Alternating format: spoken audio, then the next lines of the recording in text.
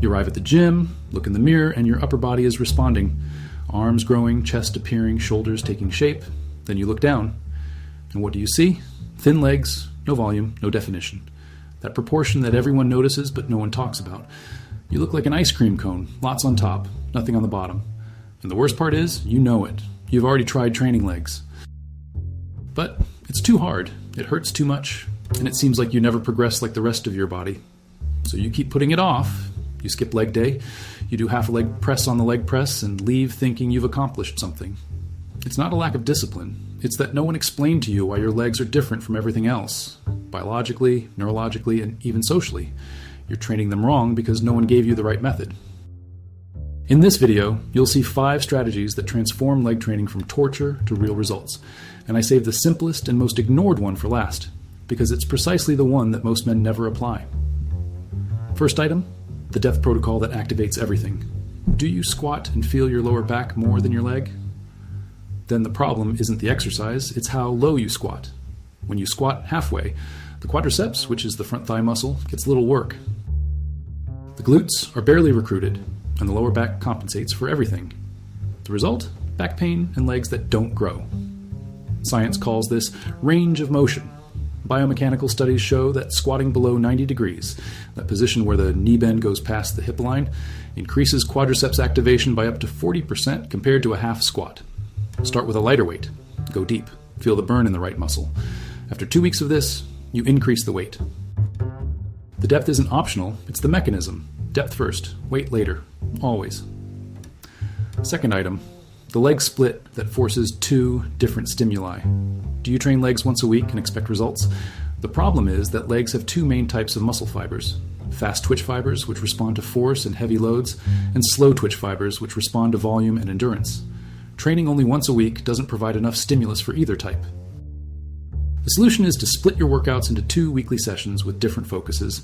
One day you train hard, free squats, leg press with heavy weights, few repetitions, lots of effort. The other day you train with volume, leg extensions, lunges, stiff leg deadlifts, more repetitions, less weight. Physiologically, you're attacking the muscle from 2 distinct metabolic angles. Men who use this split method report visible volume increase in 8 to 12 weeks. It's not genetic. It's dual stimulation. Try it this week. 1 strength training session, 1 volume training session. Then you decide if it works. Third item, the time of tension. That nobody counts on the clock. You can complete a set in 10 seconds and think you've trained. Muscle doesn't grow based on the number of repetitions. It grows based on the time it's under tension. This is called time under tension, or TUT, and it's one of the most studied mechanisms of muscle hypertrophy. When you lower the squat in 3 seconds, hold for 1 second at the bottom, and rise in 2, the quadriceps are under tension for 6 seconds per repetition. 10 repetitions like this equate to 60 seconds of real stimulus. When you lower quickly and rise quickly, you spend perhaps 30 seconds of effective tension in the same set. Half the result with the same effort. Do this in your next workout. Lower yourself, counting to 3, hold for 1, raise yourself, counting to 2. You'll feel the burn before the 5th rep. That's the muscle really working. Control the time. The timer that matters is the one inside your muscle.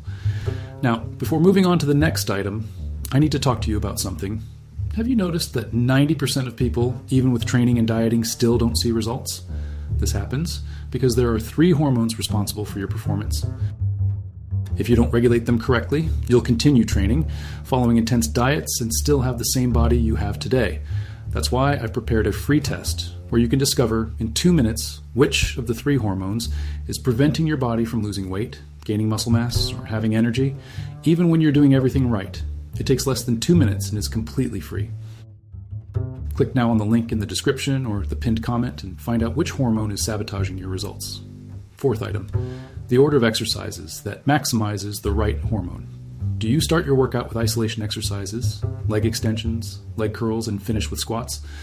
Then you're exhausting the muscle before giving it the most important stimulus. The order of exercises directly affects the hormonal response to training. Heavy multi-joint exercises, such as squats and leg presses, stimulate the release of testosterone and GH, the growth hormone, much more intensely than isolated exercises. When you start with squats while the muscle is still fresh, you extract the maximum hormonal response. When you start with isolation exercises, the muscle arrives, tired for the exercise that matters most. The correct structure is squat or heavy variation first, leg press second, and isolation exercises last as a finisher. This isn't a matter of preference, it's physiology.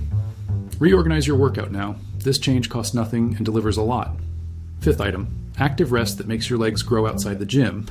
This is the simplest one, and the most ignored. You train legs, leave the gym exhausted, lie down on the couch, and think you're recovering. But too much passive recovery slows down the protein synthesis process, the mechanism by which the muscle literally rebuilds itself bigger. A light walk the day after a leg workout increases local blood flow, delivers more nutrients to the repairing muscle tissue, and accelerates the removal of metabolic waste products like lactate. This is called active recovery. It doesn't need to be intense. 20 to 30 minutes of walking already produces this effect. Men who incorporate active recovery after leg workouts report less delayed onset muscle soreness and more readiness for the next workout. You don't grow during the workout. You grow in the recovery process. Go for a walk early tomorrow morning. That's the simplest step you can take today. Now, tell me in the comments, which of these 5 will you try first in your next leg workout? Write it below. I want to know which one makes the most sense for where you are right now. And if you've already tried everything, heavy training, the right diet, and your body still isn't changing the way it should, maybe the problem was never your discipline.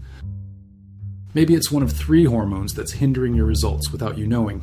The test is free, takes less than 2 minutes, and shows you exactly which one is holding you back. Click the link in the description or the pinned comment now and find out what's sabotaging your body before you continue training in the dark.